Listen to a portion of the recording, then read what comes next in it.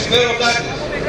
Για την κερδοφορία του κεφαλαίου επέβαλαν, την είχαν συναποφασίσει και τώρα στηρίζονται και αλληλοβοηθούνται. Η σημερινή κυβέρνηση του ΠΑΣΟΚ, όπως και οι προηγούμενες της Νέας Δημοκρατίας, πορεύονται με κριτήριο τα στρατηγικά συμφέροντα και τις επιλογές της ελληνικής πρωτοκρατίας. Όλα τα αντιλαϊκά μέτρα δηλαδή που σωριδών έχουν αποφασίσει και υλοποιούν με τη διαδικασία του κατεπήγοντος.